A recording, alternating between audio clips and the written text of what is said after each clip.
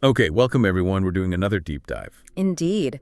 And this time we're looking ahead quite a bit, actually, to June 2025. That's right. We've got this really detailed astrological forecast, and it seems like June is shaping up to be, well, pretty significant. Yeah, the source material really outlines the key planetary stuff, the energies we can expect. It's like a roadmap for the month.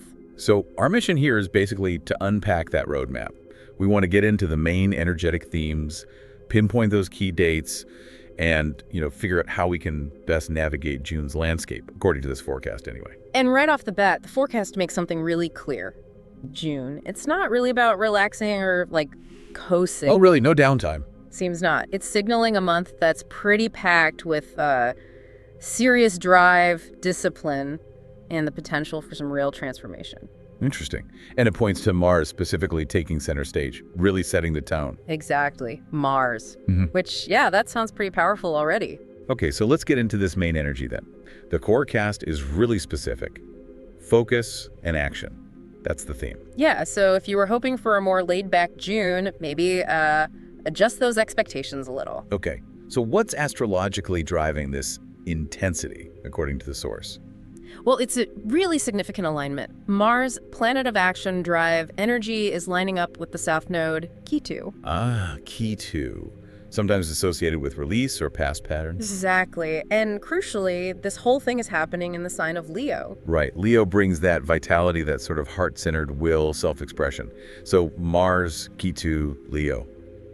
Putting that together, what does the source say the effect is? The forecast describes it as creating this powerful push to cut through all the noise, the distractions, and really do the things that matter, like zeroing in. So it's like that Leo fire gets really focused, maybe sharpened by Ketu, helping you burn through procrastination. Precisely. The forecast gives some good examples, like, that home renovation you've been putting off forever. We're finally launching that business idea that's been on the back burner. Yes. Or just buckling down and finishing a course.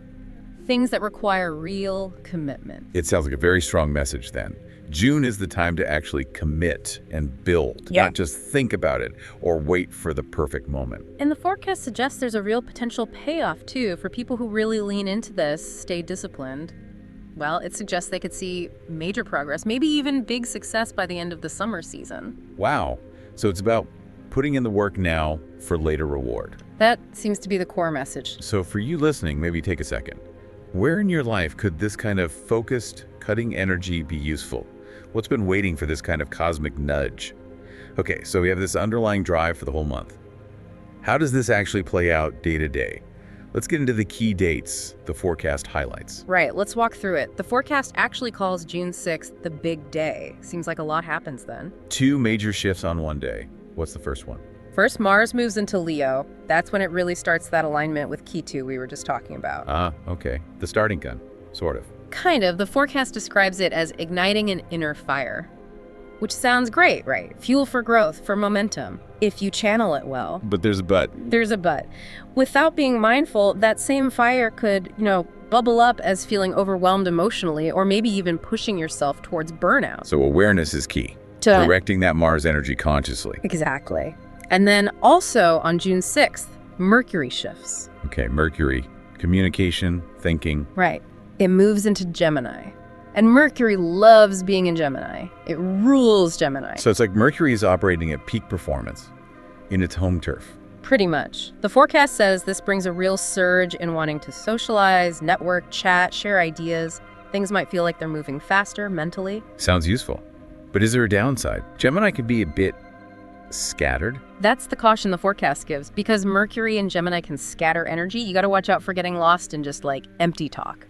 Or overthinking everything, getting pulled in too many directions. But the advice is, use it productively. Share meaningful ideas, maybe grow your business connections, learn something new. But maybe consciously steer clear of pointless gossip or just getting distracted by shiny objects. Okay, moving on. What's next after the 6th? June 11th, we get a full moon in Scorpio.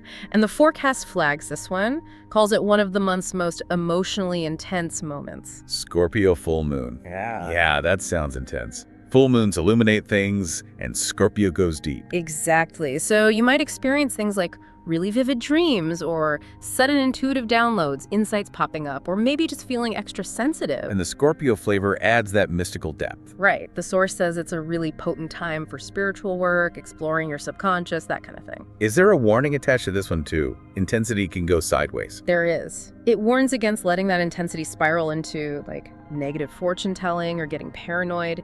The idea is insight and release, not getting bogged down in fear. Stay grounded. Got it. What about mid-month? June 15th, the sun enters Gemini, following Mercury in there.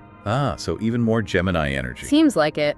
The forecast says this brings a flurry of mental activity. You might feel pulled in 100 directions mentally. Okay, so great for multitasking. Planning trips, dealing with paperwork, short projects. Good for that quick, adaptable energy. But the caution is, again, don't overcommit. Spread yourself too thin. Makes sense. And interestingly, the forecast specifically notes you might actually feel kind of low energy on the 15th itself, despite all the mental buzz, so might need some space to just breathe. And then comes the solstice. Yes. June 21st, summer solstice. The forecast calls this a magical day. Nice. What does it suggest doing?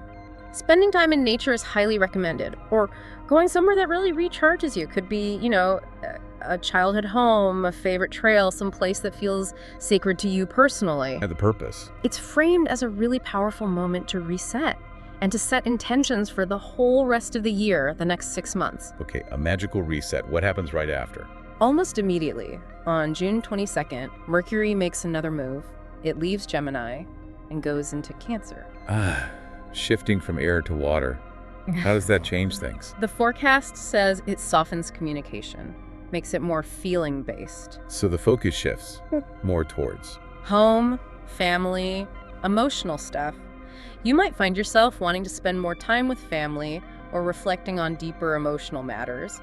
Relationships with parents or children could feel more prominent. And the advice is gentleness. Yeah, especially if emotions are running a bit high. Approach conversations with care. Interesting. And there's a cool forward-looking note here, too.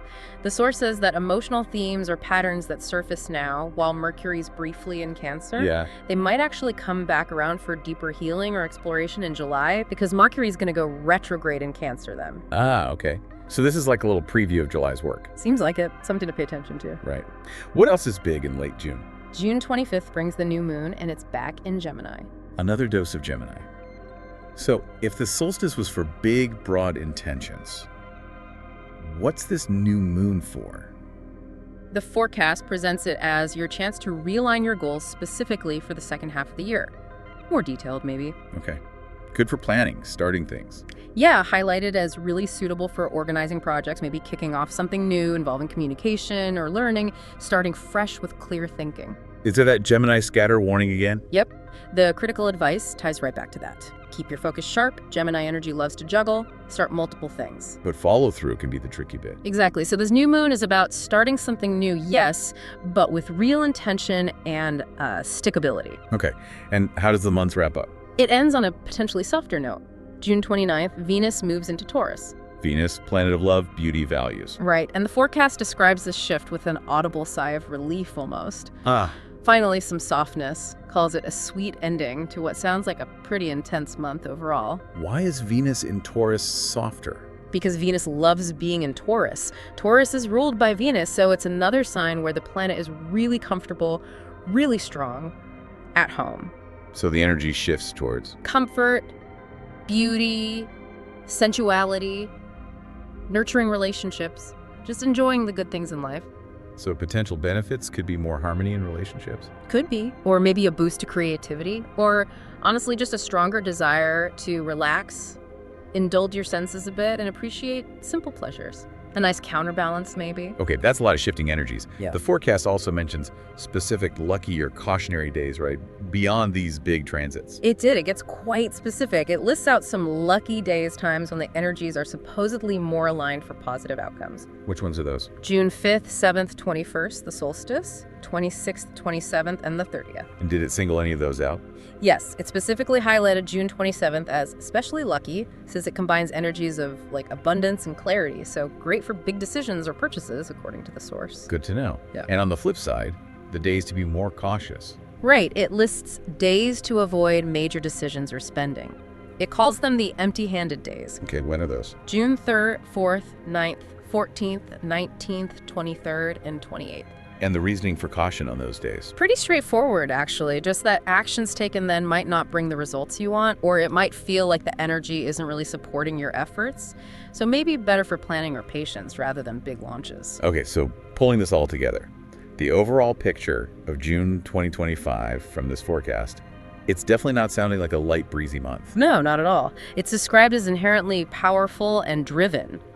But, and this seems key, the forecast emphasizes that you only really unlock its potential if you're willing to do the work. Right, it's not just going to happen to you, you have to engage with it. Exactly. The deeper message feels like, stop waiting. Stop waiting for the perfect timing or feeling perfectly ready. The energy, the impetus is there now. So it's really a call to action. A very clear one. Pick up that project you dropped. Go after that dream seriously. Start that thing you've maybe been a bit afraid to begin. And the forecast suggests this summer, starting with this June drive, is really set up to reward that kind of focus, that courage. That's the strong implication, yes. Reward for effort and discipline. But it's not all intensity and hard work, right? You mentioned the solstice. Exactly. Despite all the drive, there's still room for magic, for connection. Remember the solstice on the 21st. The forecast definitely reminds us that the transformative power of that day is a huge part of June's story, too. It's not just grit. There's grace, too, perhaps. So that was our deep dive into June 2025, based on this astrological forecast. Definitely sounds like an intense, driven month. One that really asks you to, well, roll up your sleeves and focus. Yeah, and hopefully understanding these key energies, these dates from the forecast, it can help you align your own actions, work with the cosmic flow a bit, rather than maybe feeling swept away by it or fighting against it. That makes sense. Now, thinking about that strong emphasis on focused action, on building things now in June, it makes me think about that little note you mentioned earlier, about July's upcoming retrogrades. Saturn and Mercury. Right. What might that suggest about the purpose of all this intense effort in June? Is this drive maybe meant as, preparation? Laying the groundwork before a period of reflection or reevaluation that's coming right after? That's a really insightful question. It does feel like a potential connection, doesn't it? Building momentum before needing to slow down and integrate or adjust. The forecast did mention it would cover the July energies, including that Saturn-Mercury combo, in a future look. Suggesting there's more to this story, how June sets up July. Exactly. It hints that these things are connected, so yeah, more to explore down the line. Definitely. So as you listening reflect on this forecast for June, what really stood out for you? What project, what idea feels like it's calling for your focused action and commitment this month? Something to think about.